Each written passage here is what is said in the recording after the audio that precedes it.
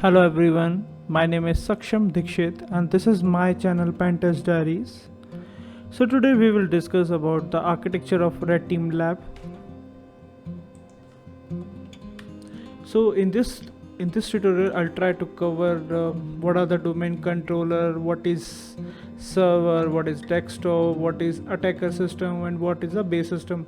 So these are the multiple components which we require to make it a lab setup.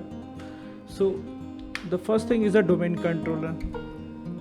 So in my lab setup I'm preparing the domain controller on Windows Server 2019. The configuration I will define it a 4 GB RAM and 60 GB storage for the domain controller, and virtualization platform is a Hyper-V. I'm using it above the VMware workstation, and there are two domain controller and one subdomain controller that I can call it as DOM1, DOM2 and DOM3.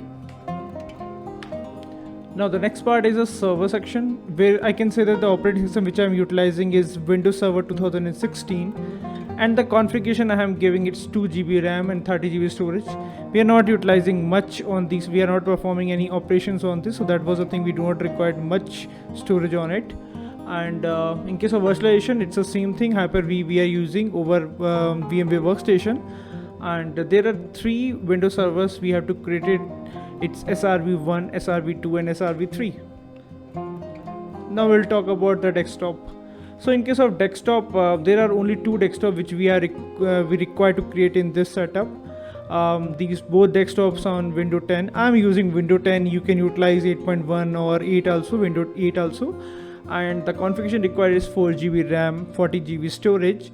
Virtualization platform is Hyper-V over virtual VMware workstation, and two desktop name is Win1 and Win2. Another one is the attacker system. So this is the most important thing which we require to build it.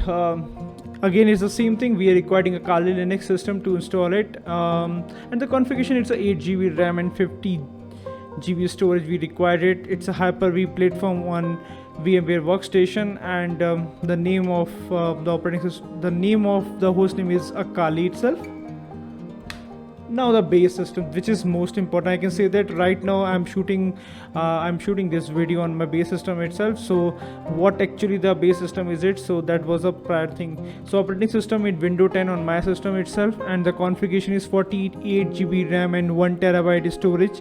It's a primary disk I'm talking about. Other than that, this is a base host system, and install the VMware workstation on the base host system, and then after that on the VMware workstation we try to install Windows 10, and on the top of it Windows 10 the configuration is defined to be 25 to 30 GB of RAM and 400 to 500 GB of storage we required on Windows 10. I'm talking about Windows 10 which is on VMware workstation platform, virtual desktop.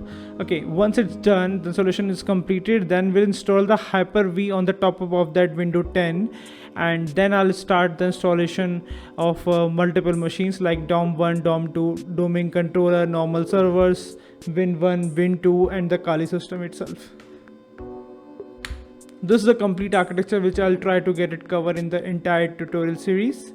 Here you can see that DOM1 is connected to the SRV1, then Win1, and DOM1 is directly connected to the DOM2 and SRV1, and DOM1 is directly connected to DOM3, and in DOM3 we have SRV1 and we have Win2. Okay, the first section of DOM1 and DOM2 is considered as a forest 1, and in case of the another forest we have only DOM3 is having three systems inside of it, so I can call it as a forest 2. And there is one machine that Kali, I can say that I'm putting that inside of the network itself. Other than that, nothing, no any rights is assigned to that Kali machine, and I've already published the tutorials in which I have covered it, like how only the IP address and we can sniff the NTLM hash or those things, and we can try to compromise the local system, and then we'll issue the domain control. I'll already cover in my previous tutorial series, so you can refer that. So that's all. I'll try to cover it. If you want to connect with me, please access the below mentioned link of LinkedIn, and you can visit my blog. So I'll publish my next video soon. Thank you so much for watching this video. and see you next time.